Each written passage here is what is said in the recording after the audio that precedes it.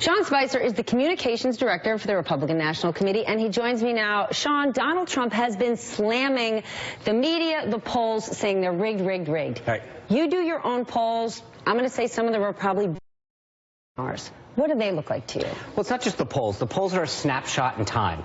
They tell you where things stand at any moment. They tell you what voters are thinking. What ultimately matters... Well, where do they... Hold on. Right.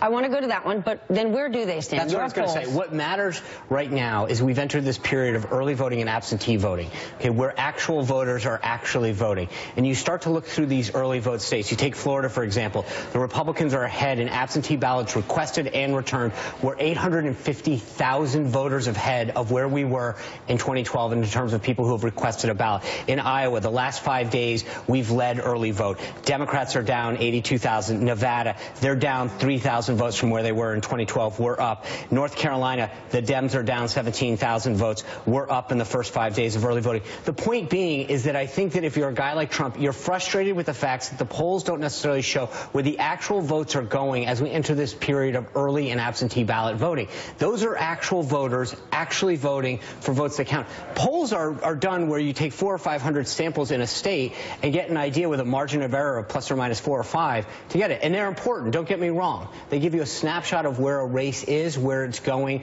what some of the insights are to people. But when you start to actually look at this phase of a race, where voters are going, we see a momentum with us. We see a depression of the vote for them vis-a-vis 2012. So you don't disagree with where the polls are, though? Well, I think you look at a national poll, right, and you're including states like Texas, which is solidly Republican, and then California and New York. You can't look at a national poll and say this is where we are when you've got 11 or 12 states that are battleground states that determine electoral votes to get to 270. You've got to start actually looking at the data right now. I mean, it's sort of like doing a poll for a company and saying this is where we are, but then you actually look at sales and say, hey, sales are up, you know, our competitors are down. That's at the end of the day what you really care about. Well, when you think about not just the polls, though, early voting, North Carolina, Ohio, Arizona, she is in the lead. 9 of our, when we look at our experts, they're saying, if you look at all the people who've been registered to vote, if you look at Hillary Clinton's ground game, Donald Trump hasn't had a strong ground game. That's not true. But that's he not, lost his political director last week. No, so what? At the end of the day, what matters is voter contact and votes. And again, let's go back to where people are voting. Our voter contact numbers are better than they've ever been before. We've seen Donald Trump surrogates sit here with us and say North Carolina, Obama cheated the first time around. That's how he won in North Carolina. Why isn't Donald Trump using the narrative that you are? Instead, he's saying rigged, rigged, rigged. And in fact, some of his supporters are saying it's so rigged, I'm not going to vote. Well, I mean, he is connecting with the voter in a way that no other politician can. I'm not going to tell him how to speak and how to connect. It's obviously worked for him in the primary. We've got a tight race going down. But I'm going to break down where we actually are. And where we are is in a very good place heading into these final 14 days.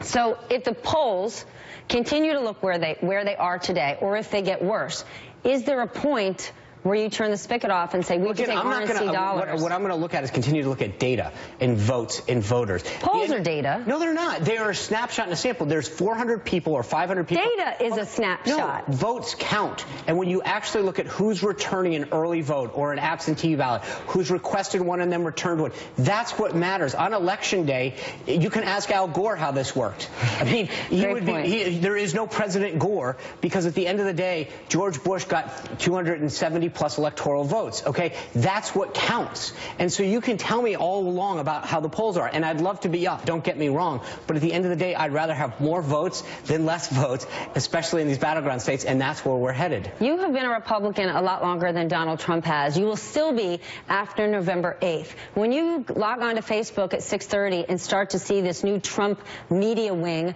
talks of his son-in-law Jared Kushner talking to media bankers, do you not think Donald Trump is sort of paving the way to create this Trump TV network? He's using Facebook Live to communicate to an audience. I think that's awesome. Do you realize that pre-debate, he was having this conversation, ultimately got seen by 9 million people. That's a direct message to voter. So whether it's Twitter, Snapchat, or Facebook, I think it's amazing that we as a party embrace these tools in a way that's never been done before.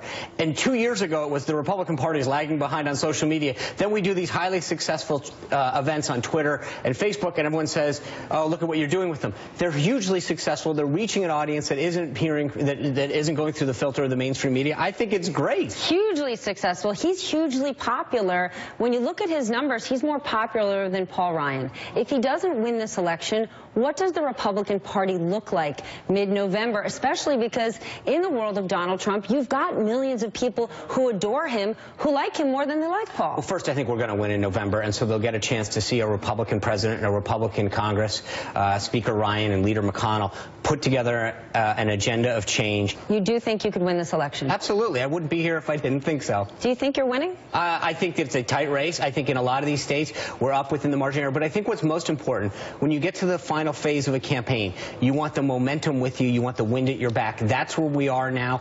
Hillary Clinton's been around for 30 years. People, if they're with her, they're with her. They are looking for change. We need to close that sale in this final phase. All right, good luck. Thank you. Sean Spicer, Communications Director of the RNC.